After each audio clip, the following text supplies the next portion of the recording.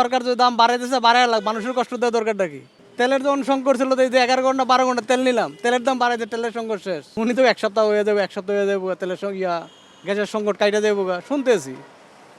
আর সঠিক তো আর কোনটা ভালো মন্দ তো আর জানি না। 3:30 দাঁড়াইছি, এই আসছি আরো আধা ঘন্টা যা লাগে, এরকম ডেলি দাঁড়ানো লাগে, তাও তো গ্যাস পাওয়া যায় না ঠিক মতো। 200 টাকা ঢুকতে পারে, নাও ঢুকতে পারে।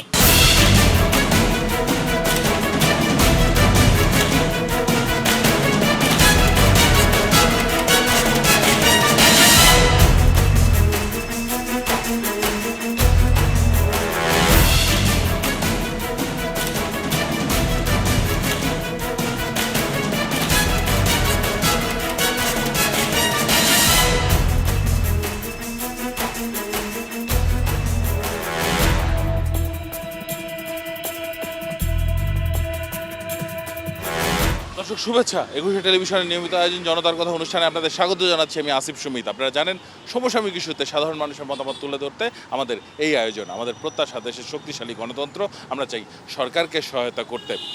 দর্শক, গত 2 সপ্তাহ ধরে সিএনজি গ্যাসের সমস্যা যেন প্রকট আকার ধারণ করেছে। তবে এই সমস্যা নিয়ে সমাধান যেন অনেকটাই বায়বীয়। এই কথা বলার অর্থ হচ্ছে যে এখন পর্যন্ত সুনির্দিষ্ট কোনো সমাধানের কথা বলছে না সরকার, এবং গ্যাস মালিকদের কথাটাও, অর্থাৎ পেট্রোল পাম্প মালিকদের কথাটাও যেন অনেকটা বায়বীয়। তাদের মুখ থেকেও নেই কোনো সমাধান।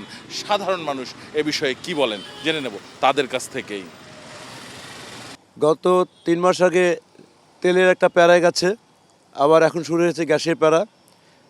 জানি না আমরা এর থেকে কবে নিষ্কৃতি পাবো আর কি। সরকার যদি দাম বাড়াইতেছে বাড়াই লাগ, মানুষের কষ্ট দেওয়ার দরকারটা কি? তেলের যখন সংকট ছিল তো এই যে 11 ঘন্টা 12 ঘন্টা তেল নিলাম, তেলের দাম বাড়াইছে, তেলের সংকট শেষ। উনি তো এক সপ্তাহ হয়ে যাবে, তেলের গ্যাসের সংকট কাইটা যাবো শুনতেছি। আর সঠিক তো আর কোনটা ভালো মন্দ তো আর জানি না। 3:30 দাঁড়াইছি, এই আসছি আরো আধা ঘন্টা যা লাগে, এরকম ডেলি দাঁড়ানো লাগে, তাও তো গ্যাস পাওয়া যায় না ঠিক মতো। 200 টাকা ঢুকতে পারে, নাও ঢুকতে পারে। কালকেও 11টা বাজে মানে দাঁড়াইছি লাইনে, রাত 2টা বাজে পাইছি ভাই। অনেক কষ্টকর। যে কোম্পানির মাঝে জেনারেটরগুলা বিক্রি করা আছে, ওই কোম্পানিগুলো এখন গ্যাসের কারণে এখন দেখা গেছে যে আপনার জেনারেটরগুলো বন্ধ হয়ে যাওয়ার পথে আছে আর কি। বিভিন্ন ফ্যাক্টরিতে একই সমস্যা, আমাদের কাজ কমে যাইতেছে গ্যাস না থাকার কারণে। ঘন্টার পর ঘন্টা বয়ে থাকবে। সকালে লইছি একবার 1.5 ঘন্টা, এখন 1 ঘন্টার বেশি হয়েছে বয়ে রয়েছি। গাড়ি চালাই কয় ঘন্টা গ্যাস না পাইলে। আপনি মির্জাপুরে পার হন 210, 200-তে পেশে পাবেন, কিন্তু শুধু ঢাকাতে এই অবস্থা, শুধু ঢাকার ভিতরে। আপনি গাজীপুর থেকে পার হন, ফুল প্রেশারে গ্যাস পাবেন। এখন এটার কি পরিস্থিতি আমরা জানি না, এটা সরকার আর এই পাম্প মালিকরা জানে। গতবার যেরকম তেলের জন্য যেরকম হাহাকার হলো, দাম বাড়ানোর পর কিন্তু সব কিছু ঠিক হয়ে গেছে। আপনার ঠিক সিএনজি দেখেন, দাম বাড়াক, দেখেন সব কিছু ঠিক হয়ে যাবে।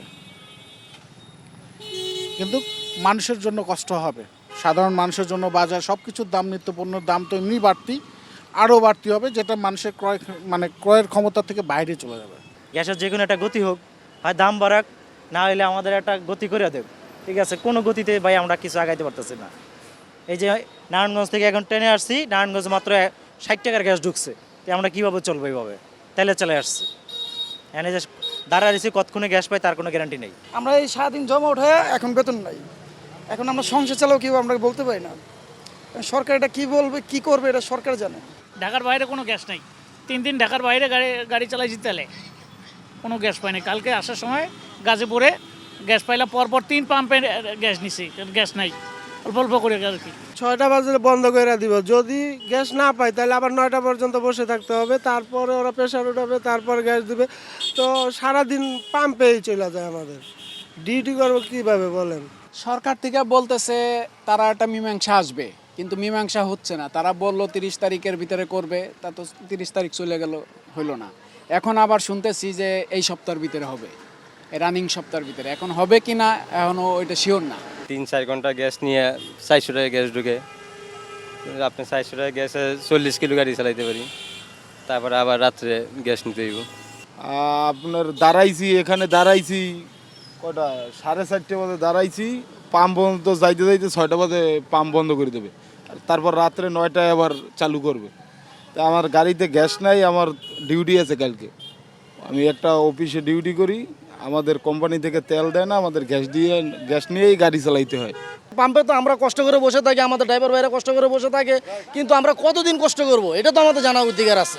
অনেক ধন্যবাদ আপনাকে। দর্শক, আপনারা শুনছিলেন সাধারণ মানুষের প্রতিক্রিয়া। সাধারণ মানুষ কিন্তু তাদের ভাবনাগুলো অসাধারণ, তাদের চিন্তা অনেক সূক্ষ্ম ও গভীর। দর্শক, জনতার কথা দেখতে প্রতি শনি, রবি, মঙ্গল এবং বুধবার চোখ রাখুন একুশে টেলিভিশনে। সঙ্গে থাকবো আমি আসিফ সুমিত।